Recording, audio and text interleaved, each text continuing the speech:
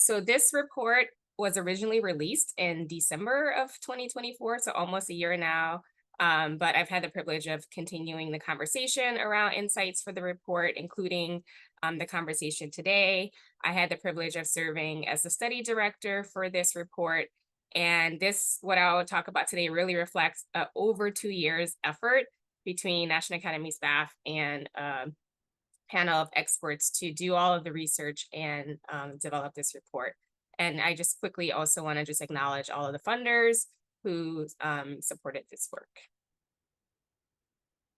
So if you're familiar with the National Academies and their reports, all of our reports are sort of governed by a statement of task. And so this really outlines specific elements that a committee of experts who are brought together to write the report are charged with addressing in their final report. And so in this case, this is the statement of task for the Understanding and Addressing Misinformation report. The committee was asked to do some definitional work around key terms, mis and disinformation, and I'll talk later about why we needed to do that definitional work, to also do the work of describing the nature and scope of the problem of misinformation about science, and defining what we know about relationships between the influences, the mechanisms, and the impacts of misinformation across different levels, so individual groups, societal levels. To do the work of synthesizing all that's known about existing approaches and interventions that have been developed to address misinformation and also highlight important considerations that should be taken into account to improve the effectiveness of these approaches, to recommend some priorities for action that can be taken to reduce harms from misinformation about science, and then outline where future research should be directed.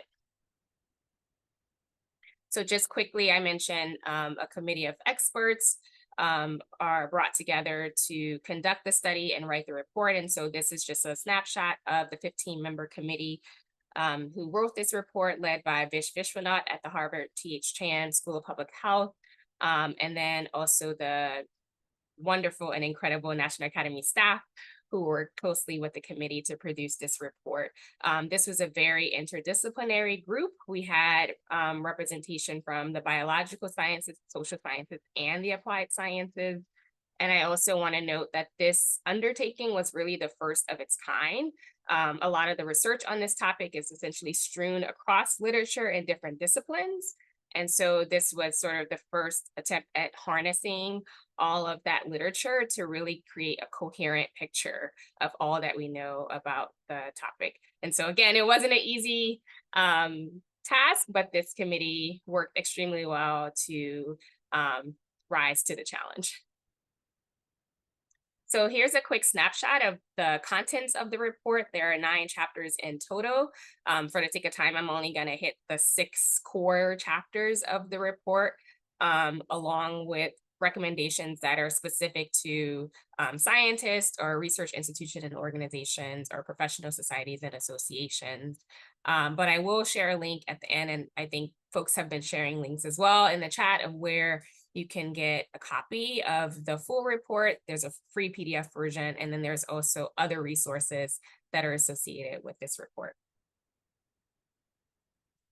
So beginning with the definitional aspect of the statement of task. So the committee was asked to do this part of the work for a few reasons. One being that the term misinformation has typically been used in sort of an umbrella catch-all fashion to describe a variety of different false and misleading information.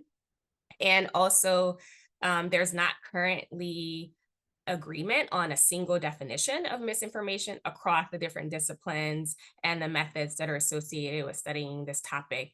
And when you don't have consistency with, the definition of misinformation, this may mean that you are not able to get really an accurate understanding of the nature of the problem, and you might run the risk of actually either overly estimating the problem or underestimating the problem, given how different people decide to define what counts as misinformation. And in this case, we were specifically asked to look at science misinformation, and so that adds additional texture to what we needed to consider. And so in the case of science, we know that scientific knowledge is rooted in empirical evidence. So you have a knowledge base that you can compare a claim against. But you also know that as part of the nature of science, this group knows very well that as we have new defensible vetted information, the science knowledge base can be revised over time. And so that makes science inherently tentative, right? Evidence that might be seen as information today could be misinformation tomorrow, and vice versa. And so the committee needed to create a definition that took into consideration these specific elements of science. And so here is the definition that the committee came up with, which is that misinformation about science is information that asserts or implies claims that are inconsistent with the weight of accepted scientific evidence at the time. And this reflects both the weight of the evidence, both quality and quantity, and more importantly, the claims that are determined to be misinformation can evolve over time as new evidence accumulates and scientific knowledge about those claims actually advances. Additionally, the committee was asked to do the work of defining disinformation. And in this case, I want to highlight that intent is often used to emphasize disinformation and distinguish it from misinformation. But in its work, the committee decided not to actually place an emphasis on intent for the definition of misinformation, given that it can be often hard to determine the intent of the sharing of information as it moves along our information environment.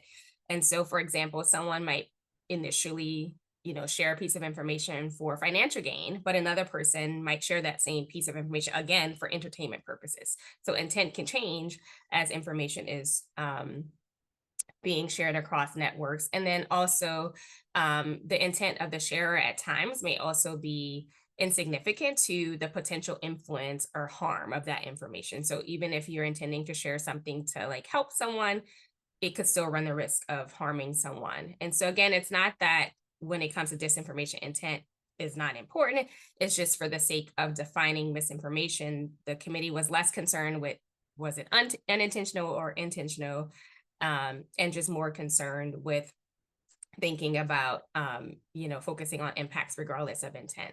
And so given intent being sort of the misinformation definition being agnostic to intent, the committee determined that disinformation is a subcategory of misinformation. And so it's science information that's shared and the sharer knowingly is aware that the information is false. And so here's the quick definition. Disinformation about science is a subcategory of misinformation that's circulated by agents that are aware that the science information they're circulating is false. So putting misinformation into context is an extremely important part of the report, and I think really sets the stage for the framework to really be able to understand the dynamics of misinformation. And what I mean by that is that we are in a new environment where information is produced and it's shared and it spreads and its reach has significantly changed. And also people's relationships to information is also varying. And so in the view of the committee, misinformation is seen as a subgenre of information. And so the dynamics around just what happens with information becomes important here. Although misinformation is not a new phenomenon, features of our contemporary information ecosystem has actually enhanced its widespread visibility. And this has made, and other features have also made it harder for people to assess expertise and credibility of circulating science information. And so some of these features that I want to quickly describe are new information and communication technologies. This has really enhanced access, production, and the volume and the velocity of information that is spreading. We have now highly participatory online environments, such as social media environments, where you have a diversity of content producers and communicators all pushing out information in the same environment. And so again, that makes it harder for people to discern which information is reliable, what's the expertise in these environments.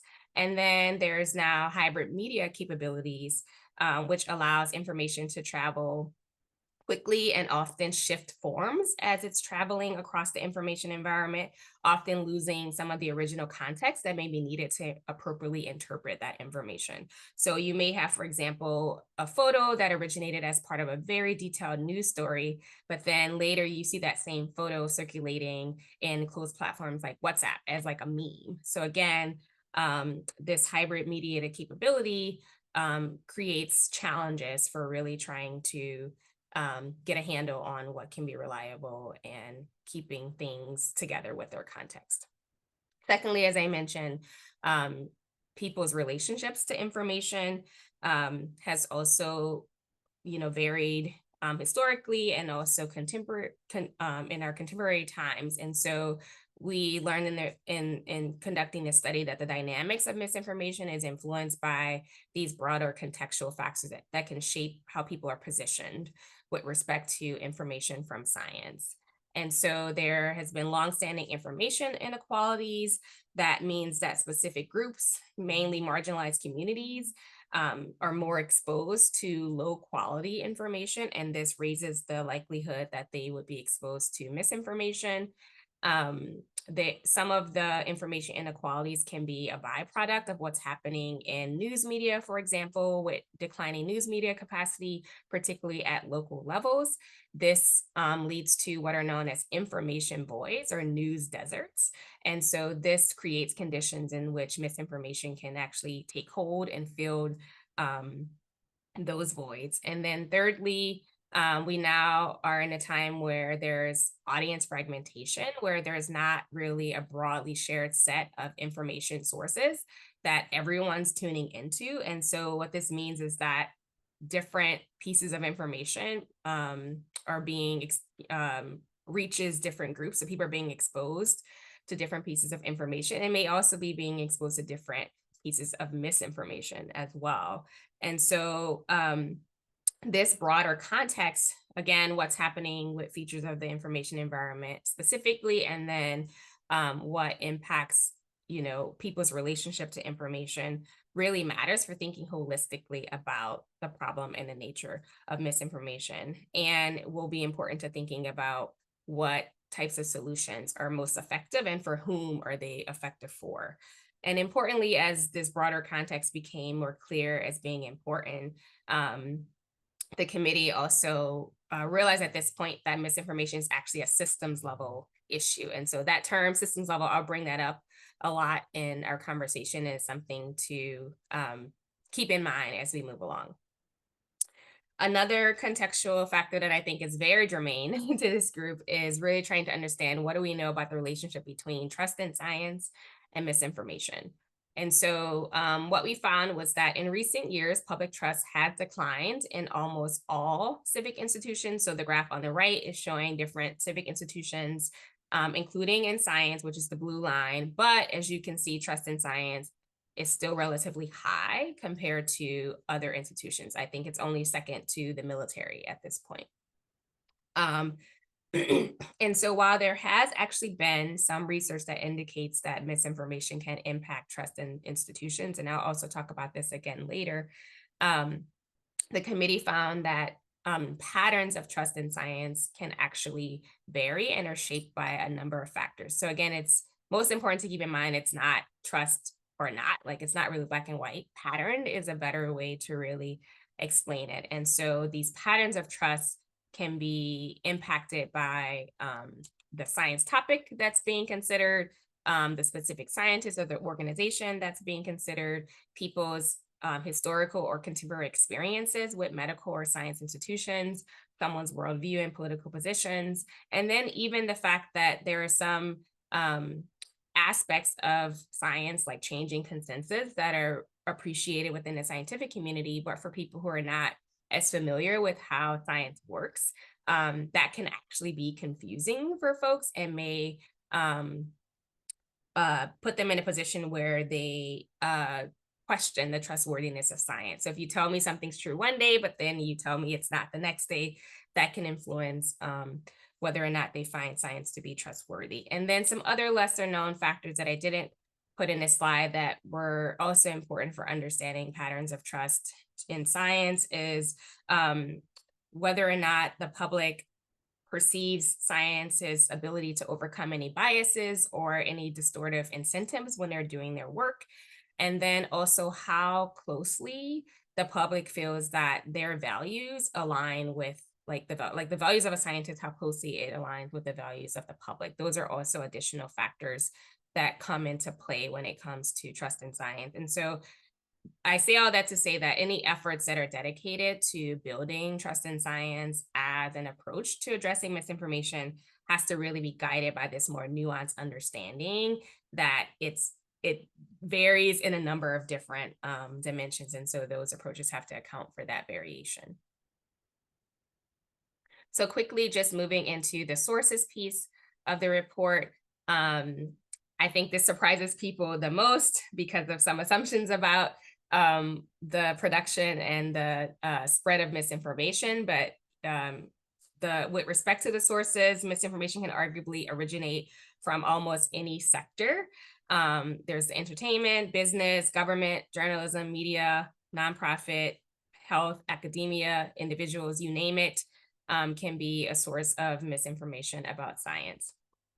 But the good news is that even though the sources may be ubiquitous, not all misinformation about science is equal in its influence. It's most influential when it originates from authoritative sources, when it's amplified by powerful, influential actors, whether that's individuals or organizations, when it reaches a large number of people, is targeted to a specific group, and is produced in a deliberate, customized, or organized fashion. And so that last characteristic really is associated with disinformation the most. And so we do know that there are some agents, like in the case of disinformation, who are very self-interested and tactical in spreading falsehoods, but in really trying to think about the role that we all can play in addressing misinformation about science, it's important to not only assume that it's just bad actors that are the sources. And so we have to really examine our assumptions about how misinformation originates and also how it's spread. And so, case in point, I'm going to just highlight specifically within science and medicine. We know that misinformation can inadvertently or unintentionally arise from authoritative sources of science information as a byproduct of a variety of factors. Some of these include when there's distortions in the data that's published, when we have disseminated research findings before they're formally vetted and substantiated, especially if this is disseminated in the public sphere where people are not aware of those differences. When there's poor science communication can be a mechanism for the spread unintentionally scientific debates in the public sphere. And then particularly with medical and health professionals when they are not up to date really with the latest scientific research. And then I'll also just point out, because we do know that some universities have these press offices, other ways that misinformation may unintentionally be spread is through exaggerations or omissions of important information from science articles that cover or news stories that cover some of the scientific research. And then some of these other ones are specific to what's happening in journalism, like insufficient scientific expertise or over-reliance on public relations, such as press releases. And I will say on that last note for the journalism piece, many of these really are a part of some of the more structural level issues that are taking place in journalism overall, that declining capacity and science reporting piece that I mentioned earlier. So when it comes to just quickly the spread of misinformation and what do we know about factors that contribute to this, the factors here also vary across levels, so societal, structural, institutional, and the individual level. There are a number of factors that the report outlines. I'm just going to hit on a few of these at the different levels just to provide a bit more texture to what we mean by the different levels. So at the societal and structural level, we're thinking about digital technology and online platforms, so features in this context. So there's content shaping algorithms, content moderation practices, and also bots are able to amplify information. And these collectively are some of the ways that misinformation can spread. Thinking societally, when we have times of crisis and emergencies, these are times where demand for high quality information is high, but information about those is actually, but supply of that information is actually slow as we're really trying to get a handle on what's happening. And so, again, this creates conditions to where information of varying quality may be spread during those times. And I think we saw this clearly at the beginning of the COVID-19 pandemic. At the institutional level, what's known about factors here is mainly in the business and corporate sector. So I just want to highlight that's where the evidence currently lives. So more work will need to be done outside of that sector.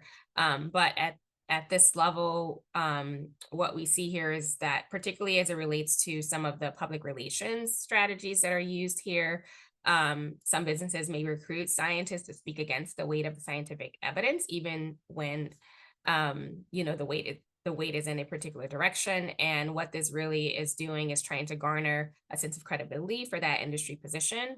There are also times when journalistic norms are exploited, where they're pushed to like cover both sides of a scientific debate. Again, even if the weight of the evidence is overwhelmingly in one direction.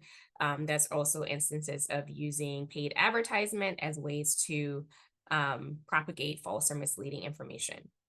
At the individual level, there are a number of factors that motivate individuals to share misinformation. They could be either confused about the accuracy or the veracity of the information, or they're distracted. They're not actually paying attention to the accuracy when they are sharing the information. There's emotional factors, so ways to manage anxiety or uncertainty or fear has been captured as a factor, or social motivations to be able to improve their social status by sharing particular information, or persuade or inform people about a particular position or a topic, or to build or maintain relationships, or present as a certain social identity as some of the factors. And I will say that in terms of the individual level, it's important to note that many of these factors that we found to be reasons for why someone will share misinformation are also the same reasons that people share accurate information. And so again, this goes back to highlighting why intent sometimes can be really, really difficult to determine as information is spreading. So moving into the impacts of misinformation, these are also experienced at different levels. And the current evidence on the topic has shown that across the societal, group, and individual level, there are proven impacts of misinformation about science. So beginning at the societal level, it can distort public opinion.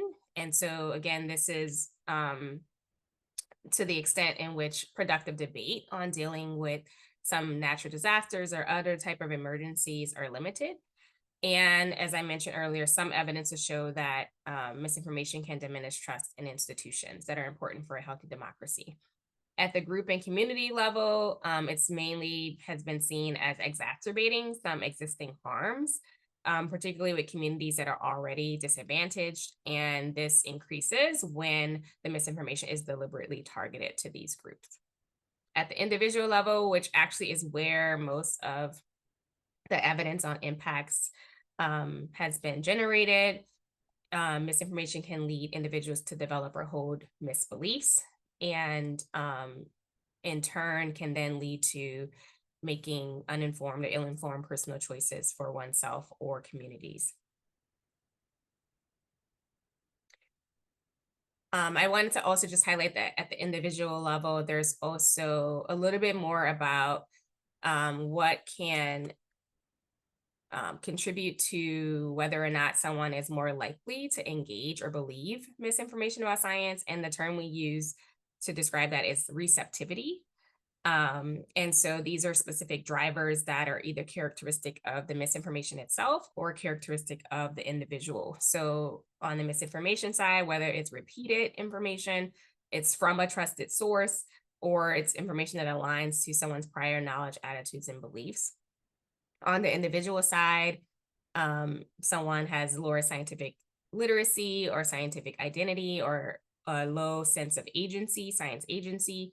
And then there's a number of developmental, social, dispositional, and psychological factors like people's values, their life stage, or their social networks. All these things contribute to um, receptivity. And what I mean by that is any one of these driver can exert some influence alone, but the likelihood of receptivity increases in a cumulative fashion. So the more of these things that are true, the more likely someone will engage with or believe misinformation. And so I just want to point out that science literacy, we do want to push for that. And it is an important competency that we know enables informed decision making, but it alone will not guarantee individual resilience to misinformation about science. Again, we have all these other factors that can be true that can outweigh whether someone is resilient or not just by having high science literacy. And then additionally, I want to point out that there are also structural factors that influence receptivity. So someone's socioeconomic status, whether or not they have access to high quality information, and marginalization and racism. And these interact. So these individual level and structural level factors interact to affect one's receptivity. And again, this highlights that systemic nature of misinformation about science. So in this last part of the presentation, I'm just going to briefly try to run through some of the recommendations of the report that, again, are specific to scientists, research institutions, and professional science association organizations. The report actually has 13 recommendations, but they all, for the most part, map onto these 4 themes. So promoting greater supply and accessibility to accurate science information, building capacity for public communicators of science, providing better supports for navigating an increasingly complex information environment, and deepening understanding of the nature and impacts of misinformation about science. So beginning with the first theme of promoting greater supply, again, the motivation behind this particular theme is that the scientific community is still among the most trusted in the public and are key producers of science information. And so with both of these being true, the scientific community plays a critical role in ensuring the accuracy of such information. And so this first recommendation really just focuses on trying to improve coordination between around the development and publication of any kinds of media and press releases from reputable science organizations, foundations, universities. And again, as I mentioned earlier, this is really in an effort to mitigate times where you might have exaggerations or omissions of relevant and important details of a scientific article in the press release. That's really the heart behind this push for better coordination. And again, some are doing this well, but it's not across the board where we're seeing this. And so it's important that this be just common practice across the board at these institutions.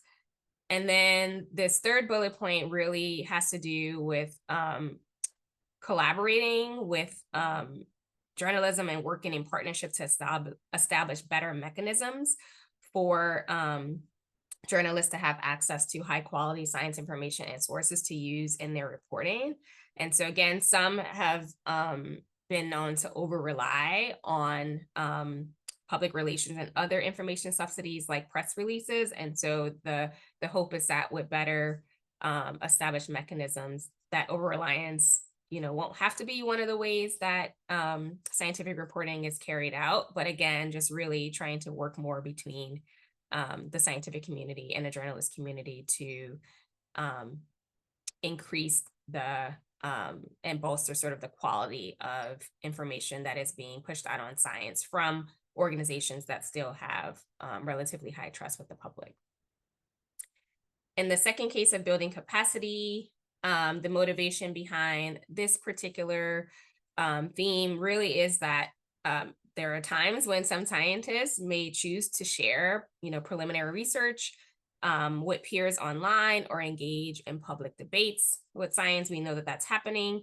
But even when there's, the desire to correct misinformation about science, um, the desire to convince or persuade might sort of outweigh the fidelity to evidence-based practices around science communication. So there could be a tendency to rely on anecdotes or single study results to support claims or speak outside of one's area of expertise. All of these can perpetuate misinformation or misleading information online. And so this recommendation really is around highlighting that there's a need for those who are in the public sphere communicating to use evidence-based communication practices.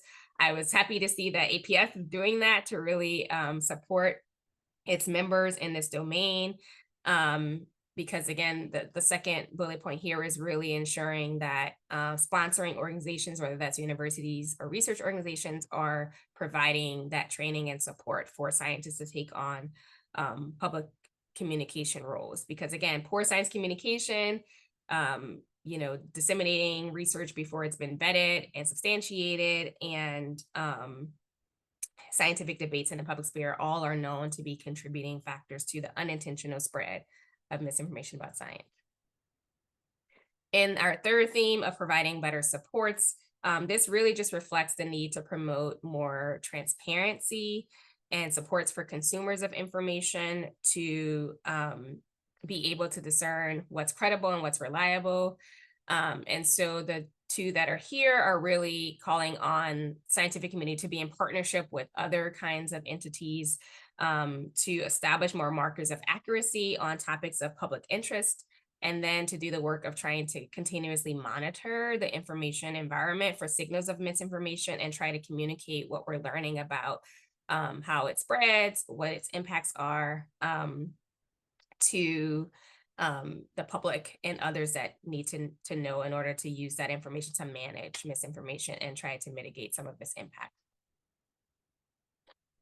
And then in the final theme of deepening what we know about the nature and the impacts of misinformation, this is really motivated by the fact that a lot of the research on a topic tends to be focused on topics that are subject of political debate. And we're not really getting a lot of scholarly attention on topics that are better aligned with the topics that people are most likely to be exposed to. So this is really just calling for those who are researchers in this space to widen and broaden the topics of study that are taking place.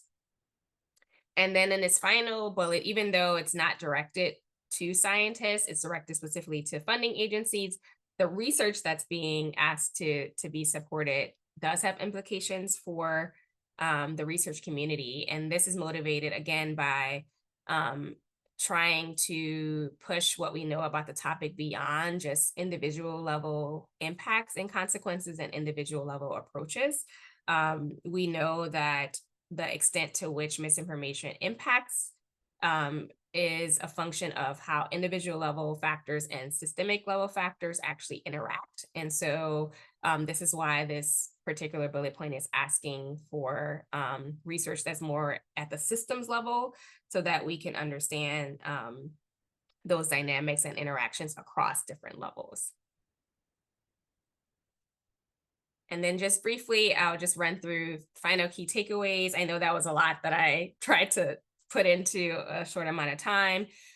Really, that misinformation is a complex systems level issue. It really requires understanding and considering the historical and contemporary context of what has shaped people's lived experiences and their relationship to information.